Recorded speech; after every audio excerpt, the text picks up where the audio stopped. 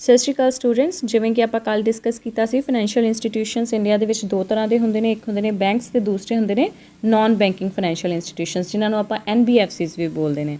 ਮੋਟਾ ਡਿਫਰੈਂਸ ਮੈਂ ਤੁਹਾਨੂੰ ਦੱਸਤਾ ਸੀ ਉਹਦੇ ਵਿੱਚ ਕੀ ਹੁੰਦਾ ਹੈ, ਰਾਈਟ। ਸੋ ਇਹਨਾਂ ਨੂੰ ਥੋੜ੍ਹਾ ਜਿਹਾ ਡਿਟੇਲ ਦੇ ਵਿੱਚ ਅਸੀਂ ਪੜ੍ਹ ਲਾਂਗੇ ਤੇ ਨਾਲ ਹੀ ਜੋ ਹੁਣ ਤੱਕ ਦੇ ਜੋ ਬੈਂਕਿੰਗ ਰਿਫੋਰਮਸ ਇੰਪੋਰਟੈਂਟ ਨੇ, ਲਾਈਕ ਜਿਵੇਂ ਕਮੇਟੀਜ਼ ਵਗੈਰਾ, Narasimham committee, PJ Naik committee, right, Urjit Patel committee. So ਇਹ ਸਾਰਾ ਕੁਛ ਜਿਹੜਾ ਹੈ ਉਹ ਅਸੀਂ ਇਸ ਵੀਡੀਓ ਦੇ ਵਿੱਚ ਡਿਸਕਸ ਕਰਾਂਗੇ। ਸੋ ਐਂਡ ਤੱਕ ਜ਼ਰੂਰ ਦੇਖਿਓ ਔਰ ਵੀਡੀਓ ਨੂੰ ਲਾਈਕ ਕਰਿਓ, ਸ਼ੇਅਰ ਕਰਿਓ, ਸਬਸਕ੍ਰਾਈਬ ਕਰੋ ਚੈਨਲ ਨੂੰ, ਔਰ ਅਗਰ ਜੁਆਇਨ ਕਰ ਸਕਦੇ ਹੋ ਸਪੋਰਟ ਕਰਨ ਲਈ ਤਾਂ ਜੁਆਇਨ ਵੀ ਜ਼ਰੂਰ ਕਰੋ। So let's start. So non banking financial institutions ਵੀ ਬੈਂਕਸ ਵਾਂਗ ਸਾਡੇ ਫਾਈਨੈਂਸ਼ੀਅਲ ਸਿਸਟਮ ਦਾ ਬਹੁਤ ਇੰਪੋਰਟੈਂਟ ਪਾਰਟ ਹੈ। ਹਾਲਾਂਕਿ ਇਹਨਾਂ ਨੂੰ ਬੈਂਕਸ ਵਾਂਗ ਕੋਈ ਲਾਇਸੈਂਸ ਨਹੀਂ ਇਸ਼ੂ ਹੁੰਦਾ, ਰਾਈਟ, ਨਾ ਹੀ ਇਹ ਬੈਂਕ ਦੀ ਲੀਗਲ ਡੈਫੀਨੇਸ਼ਨ ਦੇ ਅੰਡਰ ਆਉਂਦੇ ਆ, ਬਿਕੋਜ਼ ਬੈਂਕਸ ਜਿਹੜੇ ਹੁੰਦੇ ਆ they are formed under banking regulation act 1949, but ਜਿਹੜੀਆਂ NBFCs ਨੇ they are created under companies act 1956, right. So ਇਹ NBFCs ਦੇ ਉੱਤੇ ਮੋਰ ਓਵਰ ਜਿਵੇਂ ਬੈਂਕਸ ਦੇ ਉੱਤੇ ਆਪਾਂ ਕਈ ਰਿਸਟ੍ਰਿਕਸ਼ਨਸ ਲਗਾਉਂਦੇ ਆ ਵੀ ਉਹਨਾਂ ਨੂੰ CRR ਮੇਨਟੇਨ ਕਰਨੀ ਹੁੰਦੀ ਆ, SLR ਮੇਨਟੇਨ ਕਰਨੀ ਹੁੰਦੀ ਆ, ਰਾਈਟ। ਸੋ ਇਹਨਾਂ ਦੇ ਉੱਤੇ ਇੱਦਾਂ ਦੀ ਕੋਈ ਕੰਡੀਸ਼ਨ ਨਹੀਂ ਹੁੰਦੀ। ਮੋਰ ਓਵਰ ਜਿਵੇਂ ਬੈਂਕਸ ਦੇ ਵਿੱਚ ਆਪਾਂ ਕਰਦੇ ਆ ਵੀ 40% ਜਿਹੜਾ ਪ੍ਰਾਇਓਰਿਟੀ ਸੈਕਟਰ ਲੈਂਡਿੰਗ ਜੋ ਬੈਂਕ ਦਾ ਨੈਟ ਬੈਂਕ ਕ੍ਰੈਡਿਟ ਦਾ 40% ਆ ਉਹ ਪ੍ਰਾਇਓਰਿਟੀ ਸੈਕਟਰਸ ਨੂੰ ਦੇਣਾ ਹੁੰਦਾ ਬੈਂਕਸ ਨੇ, ਠੀਕ ਹੈ, ਐਜ਼ ਅ ਲੋਨ।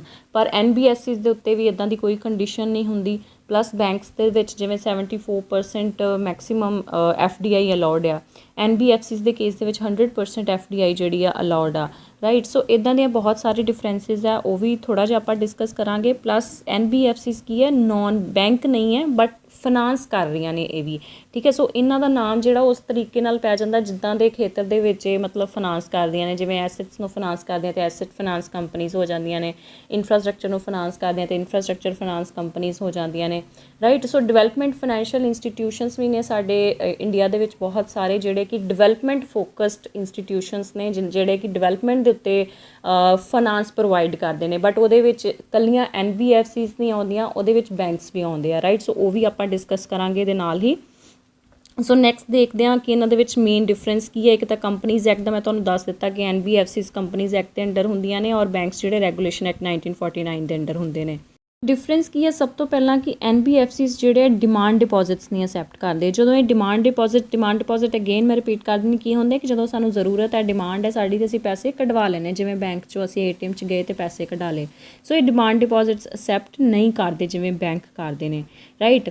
ਦੈਨ ਉਸ ਤੋਂ ਬਾਅਦ they do not form a part of payment and settlement system and can not issue cheque drawn on itself. Cheques ਵਗੈਰਾ ਨਹੀਂ ਇਸ਼ੂ ਕਰ ਸਕਦੇ, ATMs ਨਹੀਂ ਇਸ਼ੂ ਕਰ ਸਕਦੇ, ਰਾਈਟ।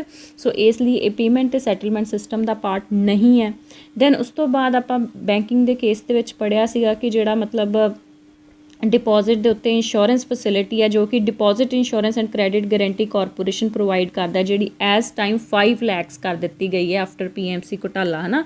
ਸੋ ਉਹ ਵਾਲੀ ਜਿਹੜੀ ਕੋਈ ਵੀ ਜਿਹੜੀ ਇੰਸ਼ੋਰੈਂਸ ਆ ਡਿਪੋਜ਼ਿਟਸ ਦੇ ਉੱਤੇ ਉਹ ਬੈਂਕਸ ਦੇ ਕੇਸ ਦੇ ਵਿੱਚ ਅਵੇਲੇਬਲ ਹੈ, NBFCs ਦੇ ਕੇਸ ਦੇ ਵਿੱਚ ਅਵੇਲੇਬਲ ਨਹੀਂ ਆ, ਰਾਈਟ। ਦੈਨ ਉਸ ਤੋਂ ਬਾਅਦ ਜਿਵੇਂ ਬੈਂਕਸ ਨੂੰ ਰੈਗੂਲੇਟ RBI ਕਰਦਾ ਆ, NBFCs ਨੂੰ ਜਿਹੜਾ ਮਲਟੀਪਲ ਰੈਗੂਲੇਟਰਸ ਨੇ ਇਹਨਾਂ ਵਾਸਤੇ। ਜਿਵੇਂ ਜੇਕਰ ਇੰਸ਼ੋਰੈਂਸ ਕੰਪਨੀਜ਼ ਨੇ, ਜਿਵੇਂ LIC ਹੋ ਗਿਆ, GIC ਹੋ ਗਿਆ, ਅਤੇ ਉਹਨਾਂ ਨੂੰ IRDA, ਠੀਕ ਹੈ, insurance regulatory development authority of India, ਜਿਹੜਾ ਉਹ ਰੈਗੂਲੇਟ ਕਰੇਗਾ।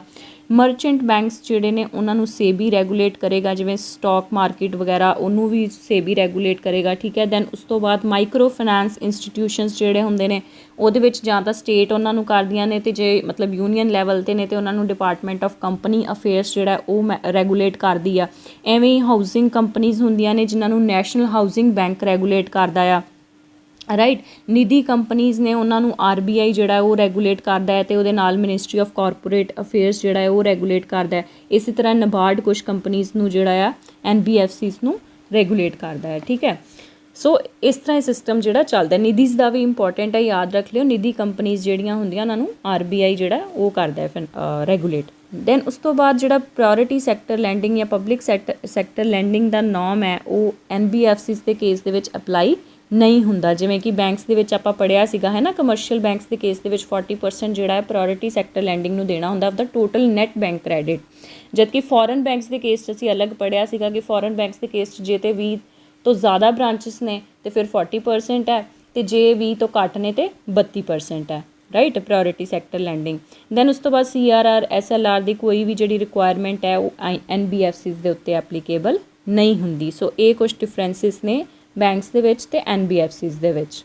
ਸੋ ਹੁਣ ਜਦੋਂ ਆਪਾਂ ਟਾਈਪਸ ਦੀ ਗੱਲ ਕਰਾਂਗੇ ਨੋਨ ਬੈਂਕਿੰਗ ਫਾਈਨੈਂਸ਼ੀਅਲ ਕਾਰਪੋਰੇਸ਼ਨਸ ਦੀ ਜਾਂ ਇੰਸਟੀਟਿਊਸ਼ਨਸ ਦੀ, ਸੋ ਉਹਦੇ ਵਿੱਚ ਦੋ ਤਰ੍ਹਾਂ ਨਾਲ ਆਪਾਂ ਇਹਨੂੰ ਡਿਵਾਈਡ ਕਰਦੇ ਹਾਂ। ਇੱਕ ਹੁੰਦੇ ਆ ਜਿਹੜੇ ਡਿਵੈਲਪਮੈਂਟ ਫਾਈਨੈਂਸ ਇੰਸਟੀਟਿਊਸ਼ਨਸ ਨੇ, ਮਤਲਬ ਕਿ ਜਿਹੜੇ ਸਪੈਸ਼ਲੀ ਸਿਰਫ ਔਰ ਸਿਰਫ ਇੰਡਸਟਰੀਅਲ ਸੈਕਟਰਸ ਦੀ ਨੀਡ ਨੂੰ ਕੇਟਰ ਕਰਨ ਵਾਸਤੇ ਬਣਾਏ ਗਏ ਨੇ, ਰਾਈਟ। ਔਰ ਕੁਛ ਨੇ ਜਿਹੜੇ ਕਿ ਓਵਰਆਲ ਮਤਲਬ ਡਿਫਰੈਂਟ ਕੈਟੇਗਰੀਜ਼ ਆਫ ਸੈਕਟਰ, ਜਿਵੇਂ ਇਨਵੈਸਟਮੈਂਟ, ਇਨਫਰਾਸਟਰਕਚਰ, ਐਸੈਟਸ, ਸੋ ਉਹਨਾਂ ਨੂੰ ਫਾਈਨਾਂਸ ਕਰਕੇ ਬਣਾਏ ਗਏ ਨੇ। ਸੋ ਉਹਨਾਂ ਨੂੰ ਆਪਾਂ ਸਿੰਪਲੀ NBFCs ਬੋਲ ਦਿੰਦੇ ਹਾਂ। ਸੋ ਇਹਦੇ ਵਿੱਚ ਤੁਸੀਂ ਕਈ ਬੈਂਕਸ ਵੀ ਦੇਖ ਰਹੇ ਹੋ, ਜਿਵੇਂ IDBI ਹੈ, ICICI ਹੈ। ਸੋ ਇਹ ਵੀ ਪਹਿਲਾਂ NBFC ਸੀਗੀਆਂ, ਡਿਫਰੈਂਟ ਐਕਟਸ ਦੇ ਅੰਡਰ ਇਸਟੈਬਲਿਸ਼ ਕੀਤੇ ਗਏ ਸੀਗੇ। ਲੇਟਰ ਔਨ ਬਾਅਦ 'ਚ ਇਹਨਾਂ ਨੂੰ ਕਮਰਸ਼ੀਅਲ ਬੈਂਕਸ ਦੇ ਵਿੱਚ ਕਨਵਰਟ ਕੀਤਾ ਗਿਆ। ਦੈਨ ਐਗਜ਼ਿਮ ਬੈਂਕ ਹੈ, ਬਟ ਐਗਜ਼ਿਮ ਬੈਂਕ ਜਿਹੜਾ ਹੈ ਉਹਦੀ ਫਾਰਮੇਸ਼ਨ ਬੈਂਕਿੰਗ ਰੈਗੂਲੇਸ਼ਨ ਐਕਟ ਦੇ ਅੰਡਰ ਨਹੀਂ ਹੁੰਦੀ, ਉਹਦਾ ਆਪਣਾ ਇੱਕ ਅਲੱਗ ਐਕਟ ਹੈ। ਇਸੇ ਤਰ੍ਹਾਂ ਨੈਸ਼ਨਲ ਹਾਊਸਿੰਗ ਬੈਂਕ ਜਿਹੜਾ ਹੈ ਹਾਊਸਿੰਗ ਕੰਪਨੀਜ਼ ਨੂੰ ਰੈਗੂਲੇਟ ਕਰਦਾ, ਬਟ ਇਹ ਆਪਣੇ ਇੱਕ ਅਲੱਗ ਐਕਟ ਦੇ ਅੰਡਰ ਜਿਹੜਾ ਇਹਦੀ ਫਾਰਮੇਸ਼ਨ ਹੋਈ ਹੈ। ਸੋ ਜਿਹੜੇ ਇਹਦੇ ਵਿੱਚੋਂ ਇੰਪੋਰਟੈਂਟ ਫਾਈਨੈਂਸ਼ੀਅਲ ਇੰਸਟੀਟਿਊਸ਼ਨਸ ਨੇ ਉਹ ਵੀ ਆਪਾਂ ਇਹਦੇ ਵਿੱਚ ਡਿਸਕਸ ਕਰਾਂਗੇ। ਸੋ ਇਹਦੀ ਕਲਾਸੀਫਿਕੇਸ਼ਨ ਇਸ ਤਰ੍ਹਾਂ ਕੀਤੀ ਗਈ ਹੈ 4 ਕੈਟੇਗਰੀਜ਼ ਦੇ ਵਿੱਚ। ਜਿਹੜੇ ਡਿਵੈਲਪਮੈਂਟ ਫਾਈਨਾਂਸ ਇੰਸਟੀਟਿਊਸ਼ਨਸ ਨੇ ਇਹ ਜ਼ਿਆਦਾਤਰ ਜਿਹੜੇ ਮੀਡੀਅਮ ਤੋਂ ਲੌਂਗ ਟਰਮ ਕ੍ਰੈਡਿਟ ਇੰਡਸਟਰੀਜ਼ ਨੂੰ ਪ੍ਰੋਵਾਈਡ ਕਰਦੇ ਨੇ, ਠੀਕ ਹੈ। ਔਰ ਕੰਪੈਰੇਟਿਵ ਟੂ ਬੈਂਕ ਇਹਨਾਂ ਦੀਆਂ ਟਰਮਸ ਜਿਹੜੀਆਂ ਅੱਛੀਆਂ ਹੁੰਦੀਆਂ ਨੇ, ਜਿਵੇਂ ਰੇਟ ਆਫ ਇੰਟਰਸਟ ਘੱਟ ਹੋਊਗਾ। ਸੋ ਇਹਨਾਂ ਦੀ ਕਲਾਸੀਫਿਕੇਸ਼ਨ ਜਿਹੜੀ ਹੈ 4 ਕੈਟੇਗਰੀਜ਼ ਦੇ ਵਿੱਚ ਕਿਸ ਤਰ੍ਹਾਂ ਹੈ। ਸਭ ਤੋਂ ਪਹਿਲਾਂ ਨੈਸ਼ਨਲ ਡਿਵੈਲਪਮੈਂਟ ਬੈਂਕਸ ਨੇ, ਜਿਵੇਂ IDBI ਹੋ ਗਿਆ, SIDBI ਹੋ ਗਿਆ, ICICI ਹੋ ਗਿਆ, IFCI ਹੋ ਗਿਆ, IRBI ਹੋ ਗਿਆ, IDFC ਹੋ ਗਿਆ। ਸੋ ਇਹ ਡਿਵੈਲਪਮੈਂਟ ਬੈਂਕਸ ਨੇ, ਰਾਈਟ। ਦੈਨ ਉਸ ਤੋਂ ਬਾਅਦ ਸੈਕਟਰ ਸਪੈਸੀਫਿਕ ਫਾਈਨੈਂਸ਼ੀਅਲ ਇੰਸਟੀਟਿਊਸ਼ਨ ਜਿਹੜੇ ਇੱਕ ਪਰਟੀਕੂਲਰ ਸੈਕਟਰ ਨੂੰ ਫੋਕਸ ਕਰਦੇ ਨੇ, TFCI, Exim bank, NABARD, HDFC, national housing bank. Then ਉਸ ਤੋਂ ਬਾਅਦ ਇਨਵੈਸਟਮੈਂਟ ਇੰਸਟੀਟਿਊਸ਼ਨਸ ਜਿਵੇਂ LIC, GIC, UTI। State level institutions ਦੇ ਵਿੱਚ ਸਟੇਟ ਫਾਈਨਾਂਸ ਕਾਰਪੋਰੇਸ਼ਨਸ ਆ ਜਾਣਗੀਆਂ, ਠੀਕ ਹੈ, ਜਾਂ ਸਟੇਟ ਇੰਡਸਟਰੀਅਲ ਡਿਵੈਲਪਮੈਂਟ ਕਾਰਪੋਰੇਸ਼ਨਸ ਆ ਜਾਣਗੀਆਂ। ਸੋ ਜਿਹੜੇ ਇੰਪੋਰਟੈਂਟ ਵਨ ਨੇ ਉਹਨਾਂ ਨੂੰ ਆਪਾਂ ਇੱਥੇ ਡਿਸਕਸ ਕਰ ਲੈਂਦੇ ਹਾਂ। ਸੋ ਇੰਡੀਆ ਦਾ ਸਭ ਤੋਂ ਪਹਿਲਾ ਡਿਵੈਲਪਮੈਂਟ ਫਾਈਨਾਂਸ ਇੰਸਟੀਟਿਊਸ਼ਨ ਸੀਗਾ industrial finance corporation of India. So ਇਹ 1 ਜੁਲਾਈ 1948 ਨੂੰ ਇੱਕ ਐਕਟ ਦੇ ਤਹਿਤ ਇਹਨੂੰ ਸੈਟਅਪ ਕੀਤਾ ਗਿਆ ਸੀ, ਔਰ ਉਹ ਐਕਟ ਹੈਗਾ ਇੰਡਸਟਰੀਅਲ ਫਾਈਨਾਂਸ ਕਾਰਪੋਰੇਸ਼ਨ ਐਕਟ 1948। ਸੋ ਜਦੋਂ ਕੋਈ ਵੀ ਬੋਡੀ ਆਪਾਂ ਕਿਸੇ ਐਕਟ ਦੇ ਅੰਡਰ ਇਸਟੈਬਲਿਸ਼ ਕਰਦੇ ਹਾਂ ਤਾਂ ਉਹਨੂੰ ਆਪਾਂ ਸਟੈਚੂਟਰੀ ਬੋਡੀ ਬੋਲਦੇ ਹਾਂ, ਰਾਈਟ। ਸੋ ਇਹਦਾ ਜਿਹੜਾ ਕਰੈਕਟਰ ਸੀਗਾ ਇਸ ਸਟੈਚੂਟਰੀ ਬੋਡੀ ਦਾ, ਇਹਨੂੰ ਕੰਪਨੀ ਦੇ ਵਿੱਚ ਚੇਂਜ ਕਰ ਦਿੱਤਾ ਗਿਆ, ਕਿਉਂਕਿ 1993 ਦੇ ਵਿੱਚ ਇਹਨੂੰ ਕੰਪਨੀਜ਼ ਐਕਟ 1956 ਦੇ ਅੰਡਰ ਰਜਿਸਟਰ ਕਰਵਾ ਦਿੱਤਾ ਗਿਆ। ਸੋ ਇਹ ਮੇਨਲੀ ਜਿਹੜੀਆਂ ਇੰਡਸਟਰੀਜ਼ ਹੁੰਦੀਆਂ ਉਹਨਾਂ ਦੇ ਮੀਡੀਅਮ ਤੋਂ ਲੌਂਗ ਟਰਮ ਦੇ ਜੋ ਵੀ ਲੋਨ ਰਿਕੁਆਇਰਮੈਂਟਸ ਹੁੰਦੀਆਂ ਉਹਨਾਂ ਨੂੰ ਮੀਟ ਕਰਨ ਵਾਸਤੇ ਸੈਟਅਪ ਕੀਤਾ ਗਿਆ ਸੀ। Then industrial credit and investment corporation ICICI, ਇਹ ਕੀ ਸੀਗਾ, ਐਜ਼ ICICI ਲਿਮਿਟਿਡ ਸੈਟਅਪ ਕੀਤਾ ਗਿਆ ਸੀ 1955, ਜਿਹਨੂੰ ਫੁੱਲੀ ਬੈਂਕ ਦੇ ਵਿੱਚ ਕਨਵਰਟ ਕੀਤਾ ਗਿਆ ਇਨ ਮਈ 2002 ਦੇ ਵਿੱਚ। ਦੈਨ ਉਸ ਤੋਂ ਬਾਅਦ industrial development bank of India in 1964 1 ਜੁਲਾਈ ਨੂੰ ਸੈਟਅਪ ਕੀਤਾ ਗਿਆ ਸੀਗਾ by the act of parliament, ਔਰ ਇਹ ਸੈਟਅਪ ਹੋਇਆ ਸੀ as a wholly owned subsidiary of RBI। ਉਸ ਤੋਂ ਬਾਅਦ 1976 ਦੇ ਵਿੱਚ ਇਹਦੀ ਜਿਹੜੀ ਪੂਰੀ ਦੀ ਪੂਰੀ ਓਨਰਸ਼ਿਪ ਸੀਗੀ ਇਹ ਗਵਰਨਮੈਂਟ ਆਫ ਇੰਡੀਆ ਨੂੰ ਟਰਾਂਸਫਰ ਕਰ ਦਿੱਤੀ ਗਈ, ਤੇ ਇਹਨੂੰ ਇੱਕ ਪ੍ਰਿੰਸੀਪਲ ਫਾਈਨੈਂਸ਼ੀਅਲ ਇੰਸਟੀਟਿਊਸ਼ਨ ਬਣਾ ਦਿੱਤਾ ਕਿ ਜਿਹੜਾ ਇੰਡਸਟਰੀਜ਼ ਦੀ ਡਿਵੈਲਪਮੈਂਟ ਨੀਡਸ ਨੂੰ ਫਾਈਨਾਂਸ ਕਰੂਗਾ, ਕੇਟਰ ਕਰੂਗਾ। ਦੈਨ ਉਸ ਤੋਂ ਬਾਅਦ IDBI act transfer of undertaking and repeal act 2003 parliament ਦੇ ਵਿੱਚ ਲਿਆਂਦਾ ਗਿਆ। ਇਹਦੇ ਨਾਲ ਜਿਹੜਾ IDBI ਐਕਟ ਸੀ ਉਹਨੂੰ ਰਿਪੀਲ ਕਰਕੇ ਜਿਹੜਾ IDBI ਸੀ ਇਹਨੂੰ ਕੰਪਲੀਟਲੀ ਹੋਲੀ ਇੱਕ ਕਮਰਸ਼ੀਅਲ ਬੈਂਕ ਦੇ ਵਿੱਚ ਕਨਵਰਟ ਕਰ ਦਿੱਤਾ ਗਿਆ ਫਰੋਮ 2 ਜੁਲਾਈ 2004। ਸੋ ਇਸੇ ਤਰ੍ਹਾਂ industrial development bank of India setup ਕੀਤਾ ਗਿਆ 1971 ਦੇ ਵਿੱਚ, ਬਟ ਇਹਦਾ ਮੇਨ ਮੋਟਿਵ ਸੀਗਾ ਜਿਹੜੇ ਸਿੱਖ ਇੰਡਸਟਰੀਜ਼ ਨੇ ਉਹਨਾਂ ਨੂੰ ਰਿਹੈਬਲੀਟੇਟ ਕਰਨਾ। ਇਹਨੂੰ ਦੁਬਾਰਾ ਰੀਕਨਸਟੀਟਿਊਟ ਕਰ ਦਿੱਤਾ as industrial reconstruction bank of India 1985 ਦੇ ਵਿੱਚ ਇੱਕ ਐਕਟ ਲਿਆ ਕੇ IRB ਐਕਟ 1984। ਪਰ ਬਾਅਦ ਵਿੱਚ ਅਗੇਨ ਇਹਨੂੰ ਕੰਪਨੀਜ਼ ਐਕਟ 1956 ਦੇ ਅੰਡਰ ਹੀ ਇਨਕੋਰਪੋਰੇਟ ਕੀਤਾ as industrial investment bank of India IIBI in March 1997। So 3 time ਆਪਾਂ ਕਹਿ ਸਕਦੇ ਵੀ ਇਹਦੇ ਵਿੱਚ ਚੇਂਜਿਸ ਆਈਆਂ। ਪਹਿਲਾਂ ਇਹਨੂੰ ਜਿੱਦਾਂ ਐਜ਼ ਇਟ ਇਜ਼ ਇਹਨੂੰ ਲਿਆਂਦਾ ਸੀ 1971 ਦੇ ਵਿੱਚ ਕਿ ਜਿਹੜੀਆਂ ਸਿੱਖ ਇੰਡਸਟਰੀਜ਼ ਆ ਉਹਨਾਂ ਨੂੰ ਰਿਹੈਬਲੀਟੇਟ ਕਰੂਗਾ। ਦੈਨ ਉਸ ਤੋਂ ਬਾਅਦ 1985 ਦੇ ਵਿੱਚ ਐਕਟ ਲਿਆ ਕੇ ਇਹਨੂੰ industrial reconstruction bank of India ਦਾ ਨਾਮ ਦੇ ਦਿੱਤਾ ਗਿਆ, ਤੇ ਦੈਨ ਅਗੇਨ ਇਹਨੂੰ ਕੰਪਨੀਜ਼ ਐਕਟ ਦੇ ਅੰਡਰ ਇਨਕੋਰਪੋਰੇਟ ਕਰਕੇ ਇਹਦਾ ਨਾਮ ਫਿਰ ਚੇਂਜ ਕਰਕੇ industrial investment bank of India ਕਰ ਦਿੱਤਾ ਗਿਆ, ਠੀਕ ਹੈ। ਦੈਨ ਇਸੇ ਤਰ੍ਹਾਂ ਹੀ infrastructure development finance company limited IDFC ਇਹ ਇਨਕੋਰਪੋਰੇਟ ਹੋਈ 1997 ਦੇ ਵਿੱਚ। So next one is most important NABARD, ਠੀਕ ਹੈ, national bank for agriculture and rural development. ਸਭ ਤੋਂ ਪਹਿਲਾਂ ਤੇ NABARD ਐਕਟ ਲਿਆਂਦਾ ਗਿਆ ਸੀ 1981 ਦੇ ਅੰਡਰ, ਉਹਦੇ ਅੰਡਰ ਇਹ ਸੈਟਅਪ ਕੀਤਾ ਗਿਆ, ਠੀਕ ਹੈ। ਦੈਨ ਉਸ ਤੋਂ ਬਾਅਦ ਇਹ ਡਿਵੈਲਪਮੈਂਟ ਬੈਂਕਸ ਦੀ ਗੱਲ ਕਰੀਏ ਤੇ Apex ਡਿਵੈਲਪਮੈਂਟ ਬੈਂਕ ਸਭ ਤੋਂ ਸੁਪਰੀਮ ਜਿਹੜਾ ਹੈ NABARD ਆ। ਦੈਨ ਉਸ ਤੋਂ ਬਾਅਦ RBI ਦਾ ਇਹਦੇ ਵਿੱਚ ਮੈਜੋਰਿਟੀ ਸਟੇਕ ਹੈ। ਸੋ ਇਹ ਕਾਫੀ ਪੇਪਰਸ ਜਿਹੜੇ ਆ ਤੁਹਾਡੇ ਬੈਂਕਿੰਗ ਬੁੰਕਿੰਗ ਦੇ ਵਿੱਚ ਬਹੁਤ ਵਾਰੇ ਕੁਐਸਚਨ ਪੁੱਛਦੇ ਆ ਵੀ ਕਿਹਦਾ ਜਿਹੜਾ ਮੈਜੋਰਿਟੀ ਸਟੇਕ ਜਿਹੜਾ ਆ ਨਬਾਰਡ ਦੇ ਵਿੱਚ ਉਹ ਕਿਹਦਾ ਆ। ਸੋ RBI ਦਾ ਆ। ਦੂਸਰੀ ਗੱਲ, ਇਹਦੇ ਹੈੱਡਕੁਆਟਰਸ ਮੁੰਬਈ ਦੇ ਵਿੱਚ ਹੈ, ਮਹਾਰਾਸ਼ਟਰ। ਇਹ ਵੀ ਬਹੁਤ ਵਾਰ ਪੇਪਰਾਂ ਦਾ ਵਿੱਚ ਆਇਆ ਹੋਇਆ ਆ।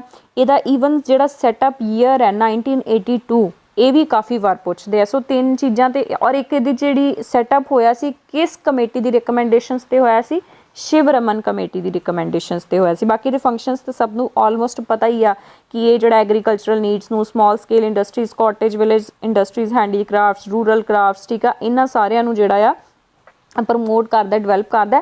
ਸੋ ਉਹਦੇ ਵਿੱਚ ਅਸਿਸਟੈਂਸ ਪ੍ਰੋਵਾਈਡ ਕਰਦਾ। ਸੋ ਮੇਨ ਇਹਦੇ 'ਚ ਜਿਹੜੀਆਂ 4 ਚੀਜ਼ਾਂ ਤੁਸੀਂ ਯਾਦ ਰੱਖਣੀਆਂ, ਇੱਕ ਤੇ ਇਹ ਕਿ ਇਹ RBI ਦਾ ਇਹਦੇ 'ਚ ਮੈਜੋਰਿਟੀ ਸਟੇਕ ਆ ਨਬਾਰਡ ਦੇ ਵਿੱਚ, ਤੇ ਦੂਸਰਾ ਸ਼ਿਵ ਰਮਨ ਕਮੇਟੀ ਦੀ ਰਿਕਮੈਂਡੇਸ਼ਨਸ ਤੇ ਸੈਟਅਪ ਹੋਇਆ, ਤੀਸਰਾ 1982 ਸੈਟਅਪ ਹੋਇਆ, ਤੇ ਚੌਥਾ ਇਹਦੇ ਹੈੱਡਕੁਆਟਰਸ ਜਿਹੜੇ ਆ ਮੁੰਬਈ ਮਹਾਰਾਸ਼ਟਰ 'ਚ ਨੇ, ਰਾਈਟ। ਸੋ ਫੰਕਸ਼ਨਸ ਤੁਸੀਂ ਦੇਖ ਲਿਆ ਇਹਦੇ ਵਿੱਚ। ਐਂਡ ਦੂਸਰੀ ਗੱਲ ਕਿ ਇਹ ਕੋਆਪਰੇਟਿਵ ਬੈਂਕਸ ਜਿੰਨੇ ਵੀ ਨੇ ਪਲੱਸ ਜਿਹੜੇ ਰੀਜਨਲ ਰੂਰਲ ਬੈਂਕਸ ਨੇ ਉਹਨਾਂ ਦਾ ਐਜ਼ ਅ ਰੈਗੂਲੇਟਰ ਨਬਾਰਡ ਕੰਮ ਕਰਦਾ ਆ, ਰਾਈਟ। ਸੋ ਇਹ ਸਾਰਾ ਦਾ ਸਾਰਾ ਪੇਜ ਜਿਹੜਾ ਇੰਪੋਰਟੈਂਟ ਹੈ। ਸੋ ਇਹਨੂੰ ਅੱਛੀ ਤਰ੍ਹਾਂ ਤੁਸੀਂ ਮਤਲਬ ਪੜ੍ਹ ਲਓ, ਠੀਕ ਆ। So next is small industrial development bank of India, ਜਿਹਨੂੰ ਆਪਾਂ SID ਵੀ ਬੋਲਦੇ ਹਾਂ। ਸੋ ਇਹਦੇ 'ਚੋਂ ਜਿਹੜਾ ਬਹੁਤ ਵਾਰ ਕੁਐਸਚਨ ਬਣਦਾ ਹੁੰਦਾ, ਇੱਕੋ ਹੀ ਕੁਐਸਚਨ ਹੈ ਕਿ MSMEs ਲਈ ਜਿਹੜਾ ਮਤਲਬ ਪ੍ਰੀਮੀਅਰ ਡਿਵੈਲਪਿੰਗ ਫਾਈਨਾਂਸ ਇੰਸਟੀਟਿਊਸ਼ਨ ਹੈ ਉਹ ਕਿਹੜਾ ਆ। ਸੋ SIDB ਹੈ, ਠੀਕ ਹੈ, small industries development bank of India, ਠੀਕ ਹੈ, for promotion financing and development of MSME sector in India. ਔਰ ਇਹ 2 ਅਪ੍ਰੈਲ 1990 ਨੂੰ ਸੈਟਅਪ ਕੀਤਾ ਗਿਆ ਸੀਗਾ through the act of parliament. So ਇਸ ਦੀ ਕਿਉਂਕਿ ਐਕਟ ਦੇ ਥਰੂ ਆਇਆ, ਇਸ ਲਈ SIDB ਇੱਕ ਸਟੈਚੂਟਰੀ ਬੋਡੀ ਆ, right. And it is headquartered in Lucknow, UP।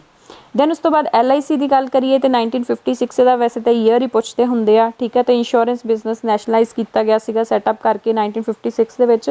ਇਸ ਤੋਂ ਇਲਾਵਾ ਜਿਹੜੀ ਜਨਰਲ ਇੰਸ਼ੋਰੈਂਸ ਕਾਰਪੋਰੇਸ਼ਨ ਹੈ GIC, ਜਿਵੇਂ LIC ਲਾਈਫ ਪ੍ਰੋਡਕਟਸ ਦੇ ਵਿੱਚ ਡੀਲ ਕਰਦੀ ਹੈ, GIC ਜਿਹੜੀਆਂ ਮੋਟਰ ਵਹੀਕਲਸ ਵਗੈਰਾ ਦੇ ਵਿੱਚ, ਠੀਕ ਹੈ, ਨੌਨ ਲਾਈਫ ਜਿੱਦਾਂ ਘਰ ਦੀ ਇੰਸ਼ੋਰੈਂਸ ਕਰਾਉਣੀ ਆਪਾਂ, ਹੈ ਨਾ। ਸੋ ਇਹਨਾਂ ਚੀਜ਼ਾਂ ਦੇ ਵਿੱਚ ਨੌਨ ਲਾਈਫ ਇੰਸ਼ੋਰੈਂਸ ਦੇ ਵਿੱਚ ਡੀਲ ਕਰਦੀ ਆ। ਔਰ ਇਹ ਸੈਂਟਰਲ ਗਵਰਨਮੈਂਟ ਨੇ ਬਣਾਈ ਸੀ 1971 ਦੇ ਵਿੱਚ। ਔਰ ਇੰਡੀਆ ਦੀ ਇੱਕੋ ਇੱਕ ਰੀ ਇੰਸ਼ੋਰੈਂਸ ਕੰਪਨੀ ਹੈ GIC, ਜਨਰਲ ਇੰਸ਼ੋਰੈਂਸ ਕੰਪਨੀ। ਸੋ ਇਹਦੀਆਂ ਅੱਗੋਂ 4 ਸਬਸਿਡਰੀਜ਼ ਨੇ, national insurance, new India, oriental insurance ਤੇ ਯੂਨਾਈਟਿਡ ਇੰਡੀਆ ਇੰਸ਼ੋਰੈਂਸ।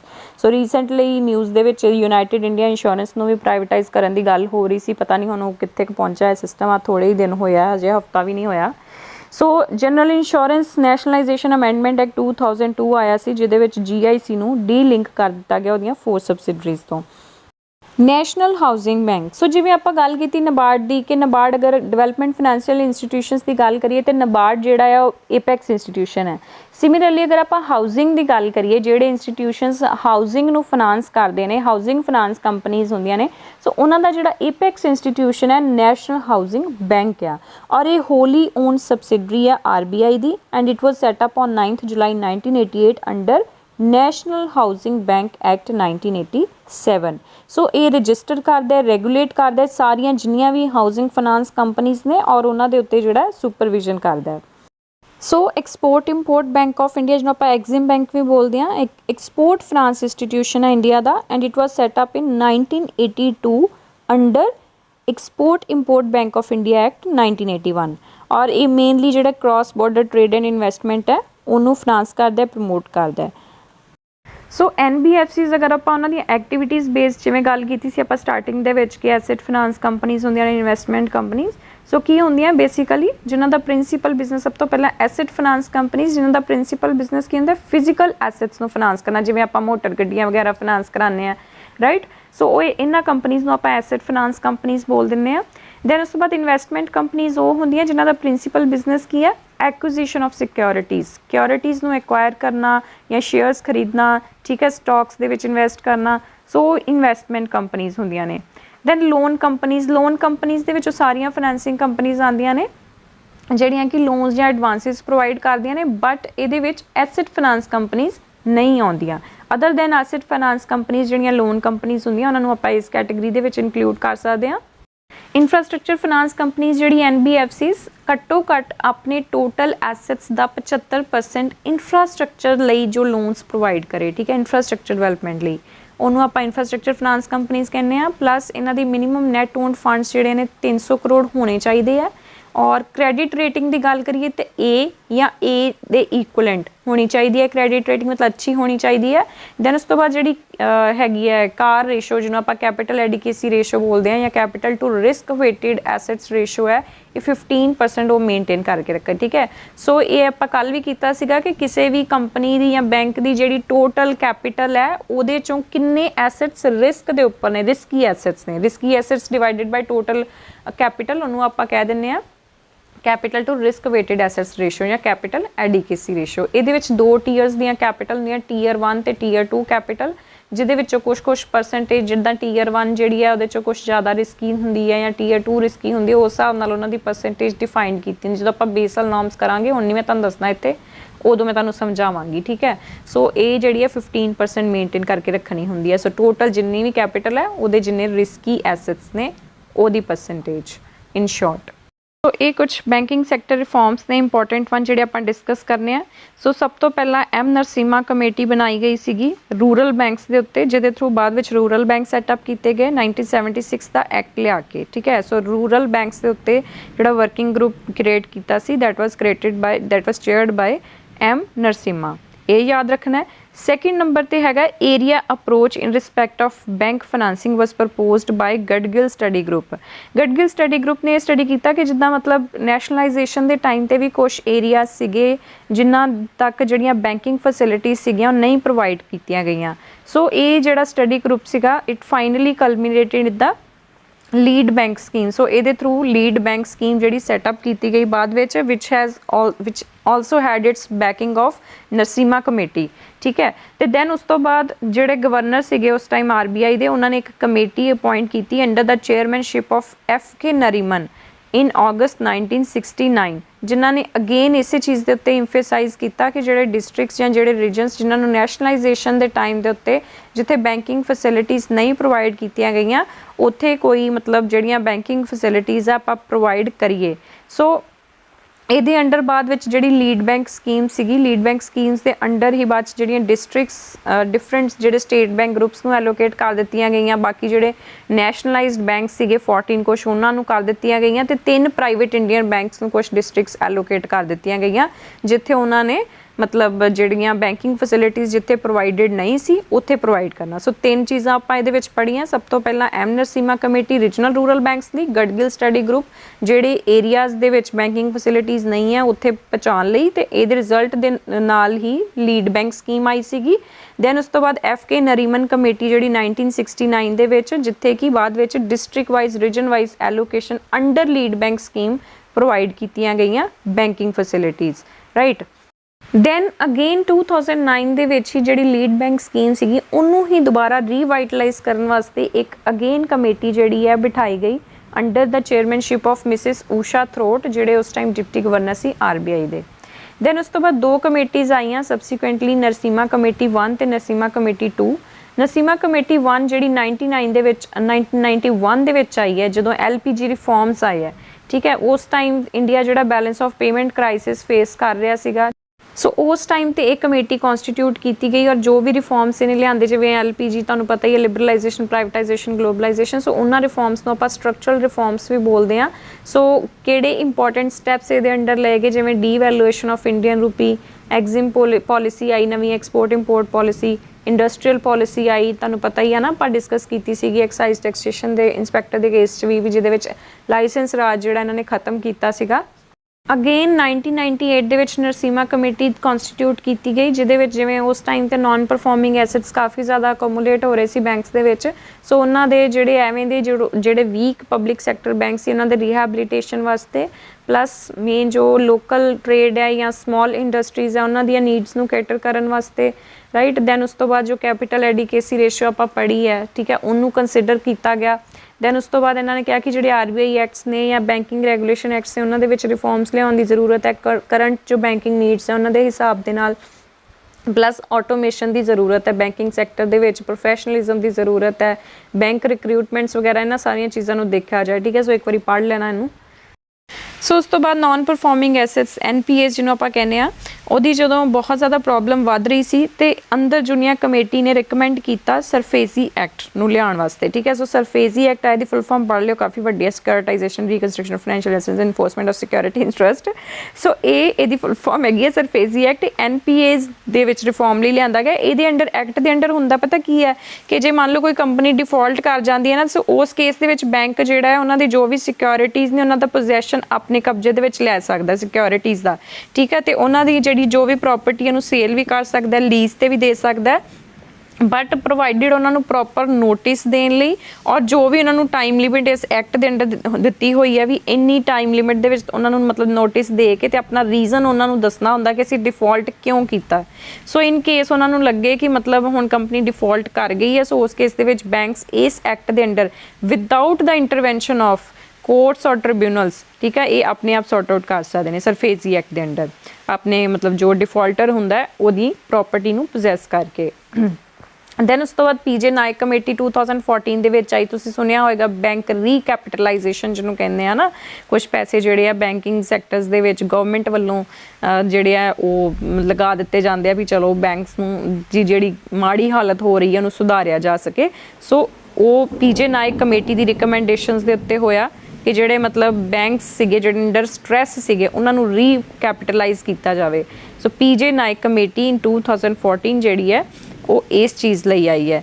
ਦੈਨ ਉਸ ਤੋਂ ਬਾਅਦ committee on comprehensive financial services for small business and low income households, ਇਹ ਕਮੇਟੀ ਜਿਹੜੀ ਹੈ ਇਹ under Nachiket Mor committee set up ਕੀਤੀ ਗਈ ਸੀਗੀ, ਜਿਹਦੇ ਅੰਡਰ ਬਾਅਦ ਵਿੱਚ ਤੁਹਾਨੂੰ ਪਤਾ ਹੀ ਆਪਾਂ ਕੱਲ ਪੜ੍ਹਿਆ ਸੀਗਾ ਵੀ wholesale banking, payment banking, small finance banking ਹੈ ਨਾ, ਉਹ ਸਾਰਾ ਇਹਦੇ ਅੰਡਰ ਸੈਟਅਪ ਕੀਤਾ ਗਿਆ ਨਚੀਕੇਤ ਮੋਰ ਕਮੇਟੀ ਦੀ ਰਿਕਮੈਂਡੇਸ਼ਨਸ ਦੇ ਉੱਤੇ। ਦੈਨ ਉਸ ਤੋਂ ਬਾਅਦ ਇੱਕ ਕਮੇਟੀ ਆਈ ਤਾਰਾਪੁਰ ਕਮੇਟੀ 1997 ਦੇ ਵਿੱਚ, ਠੀਕ ਹੈ, ਜਿਹਨੂੰ ਕੈਪੀਟਲ ਅਕਾਊਂਟ ਕਨਵਰਟੇਬਿਲਿਟੀ ਦੇ ਉੱਤੇ ਜਿਹੜੀ ਆਈ ਸੀਗੀ। ਦੇਖੋ ਦੋ ਤਰ੍ਹਾਂ ਦੇ ਅਕਾਊਂਟ ਹੁੰਦੇ ਆਪਾਂ ਪੜ੍ਹਿਆ ਸੀਗਾ, ਇੱਕ ਕਰੰਟ ਅਕਾਊਂਟ ਤੇ ਕੈਪੀਟਲ ਅਕਾਊਂਟ। ਕਰੰਟ ਅਕਾਊਂਟ ਦੇ ਵਿੱਚ ਮੈਂ ਤੁਹਾਨੂੰ ਦੱਸਿਆ ਸੀਗਾ ਵੀ ਇੱਕ ਗੁੱਡਸ ਦੇ ਵਿੱਚ ਡੀਲ ਕਰਦਾ, ਇੱਕ ਸਰਵਿਸਿਜ਼ ਦੇ ਵਿੱਚ ਡੀਲ ਕਰਦਾ। ਜਦੋਂ ਗੁੱਡਸ ਦੇ ਵਿੱਚ ਡੀਲ ਕਰਦਾ ਤੇ ਉਹਨੂੰ ਆਪਾਂ ਬੋਲ ਦਿੰਦੇ ਆ ਬੈਲੈਂਸ ਆਫ ਟ੍ਰੇਡ, ਠੀਕ ਹੈ, ਮਤਲਬ ਸਾਡੀ ਕੰਟਰੀ 'ਚੋਂ ਕਿੰਨਾ ਐਕਸਪੋਰਟ ਗਿਆ, ਬਾਹਰੋਂ ਕਿੰਨਾ ਇੰਪੋਰਟ ਆਇਆ, ਸੋ ਉਹ ਦੇਖਦੇ ਆਪਾਂ ਟ੍ਰੇਡ ਸਰਪਲਸ, ਟ੍ਰੇਡ ਡੈਫੀਸਿਟ, ਹੈ ਨਾ। ਸੋ ਕਰੰਟ ਅਕਾਊਂਟ ਦੇ ਵਿੱਚ ਇਹ ਦੋ ਚੀਜ਼ਾਂ ਹੁੰਦੀਆਂ ਨੇ, ਰਾਈਟ, ਗੁੱਡਸ ਦੇ ਵਿੱਚ ਤੇ ਸਰਵਿਸਿਜ਼। ਔਰ ਕੈਪੀਟਲ ਦੇ ਵਿੱਚ ਹੁੰਦਾ ਜਿਹੜੇ ਬਾਹਰੋਂ ਪੈਸੇ ਇੱਧਰ ਇਨਵੈਸਟ ਕਰਦੇ ਆ, ਜਿਵੇਂ FDIs ਦੇ ਵਿੱਚ, FIIs ਦੇ ਵਿੱਚ, NRI ਡਿਪੋਜ਼ਿਟਸ, ਐਕਸਟਰਨਲ ਕਮਰਸ਼ੀਅਲ ਬੋਰੋਇੰਗਸ ਵਗੈਰਾ ਹੋ ਜਾਂਦੀਆਂ ਨੇ, ਹੈ ਨਾ।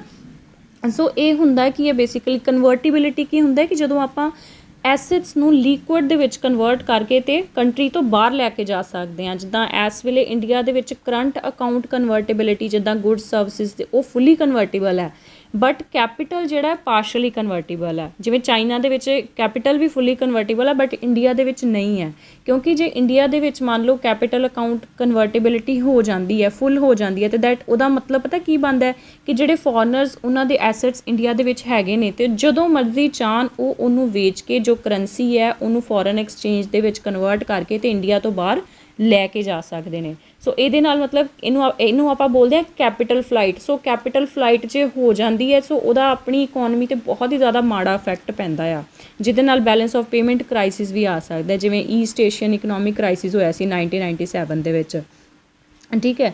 ਸੋ IMF ਨੇ ਸੁਜੈਸਟ ਕੀਤਾ ਸੀਗਾ ਵੀ ਕੈਪੀਟਲ ਐਸੈਟਸ ਜਿਹੜੇ ਉਹਨੂੰ ਫੁੱਲ ਕਨਵਰਟੇਬਲ ਕਰ ਦਿਓ ਜੇਕਰ ਤੁਹਾਨੂੰ ਮਤਲਬ ਮੈਂਬਰਸ਼ਿਪ ਜਿਹੜੀ ਹੈ ਚਾਹੀਦੀ ਹੈ। ਸੋ ਉਸ ਤੋਂ ਬਾਅਦ ਈਸਟ ਏਸ਼ੀਅਨ ਕ੍ਰਾਈਸਿਸ ਆਇਆ ਅਤੇ ਦੈਨ ਉਸ ਤੋਂ ਬਾਅਦ IMF ਨੇ ਆਪਣਾ ਜਿਹੜਾ ਡਿਸੀਜਨ ਸੀਗਾ ਫੁੱਲ ਕੈਪੀਟਲ ਕਨਵਰਟੇਬਿਲਿਟੀ ਦਾ ਵਾਪਸ ਲੈ ਲਿਆ ਸੀ, ਰਾਈਟ। ਸੋ ਤਾਰਾਪੁਰ ਕਮੇਟੀ ਜਿਹੜੀ ਹੈ ਕੈਪੀਟਲ ਅਕਾਊਂਟ ਕਨਵਰਟੇਬਿਲਿਟੀ ਦੇ ਉੱਤੇ ਸੀ ਬਣਾਈ ਗਈ ਸੀ 1997 ਦੇ ਵਿੱਚ। ਦੈਨ ਉਸ ਤੋਂ ਬਾਅਦ ਮੋਨੀਟਰੀ ਪੋਲਿਸੀ ਫਰੇਮਵਰਕ ਦੇ ਉੱਤੇ ਜਿਹੜੀ ਕਮੇਟੀ ਸੀਗੀ ਡਾਕਟਰ ਉਰਜਿਤ R ਪਟੇਲ ਦੀ ਚੇਅਰਮੈਨਸ਼ਿਪ ਦੇ ਅੰਡਰ ਕੌਂਸਟੀਟਿਊਟ ਕੀਤੀ ਗਈ। ਇਹ ਆਪਾਂ ਪਹਿਲਾਂ ਵੀ ਡਿਸਕਸ ਕਰ ਚੁੱਕੇ ਹਾਂ, ਜਿਹਦੇ ਵਿੱਚ ਇਹਨਾਂ ਨੇ ਇਨਫਲੇਸ਼ਨ ਟਾਰਗੇਟ ਰੱਖਿਆ ਸੀ +-2 ਦਾ ਅਤੇ 4% ਦਾ, ਵੀ 4% ਤੋਂ ਜਾਂ ਤਾਂ ਵੱਧ ਤੋਂ ਵੱਧ 6 ਹੋ ਸਕਦਾ ਹੈ ਜਾਂ ਘੱਟ ਤੋਂ ਘੱਟ ਹੋਵੇ ਤਾਂ 2 ਹੋ ਸਕਦਾ, ਉਸ ਤੋਂ ਉੱਪਰ ਜਾਂ ਉਸ ਤੋਂ ਥੱਲੇ ਜਾਊਗਾ ਤੇ RBI ਨੂੰ ਰਿਟਨ ਦੇ ਵਿੱਚ ਗਵਰਨਮੈਂਟ ਨੂੰ ਲਿਖ ਕੇ ਦੇਣਾ ਪਊਗਾ ਕਿ ਉਹਦੇ ਰੀਜ਼ਨਸ ਕੀ ਆ, ਠੀਕ ਆ। ਸੋ ਇਹਦੇ ਹੀ ਤਹਿਤ ਬਾਅਦ ਵਿੱਚ ਮੋਨੀਟਰੀ ਪੋਲਿਸੀ ਕਮੇਟੀ ਕੌਂਸਟੀਟਿਊਟ ਕੀਤੀ ਗਈ ਸੀ, ਜਿਹਦੇ ਬਾਰੇ ਅਸੀਂ ਆਲਰੇਡੀ ਡਿਸਕਸ ਕਰ ਚੁੱਕੇ ਹਾਂ। ਸੋ ਦੈਟ ਵਾਜ਼ ਆਲ। ਇਸ ਤੋਂ ਬਾਅਦ ਸਾਡਾ ਸਿਰਫ ਇੱਕੋ ਹੀ ਟੌਪਿਕ ਰਹਿ ਗਿਆ NPAs ਦਾ, ਅਤੇ ਉਹਦੇ ਨਾਲ ਹੀ ਅਸੀਂ ਬੇਸਲ ਨੋਰਮਸ ਵੀ ਕਵਰ ਕਰ ਲਾਂਗੇ। So that was all for today. Thank you.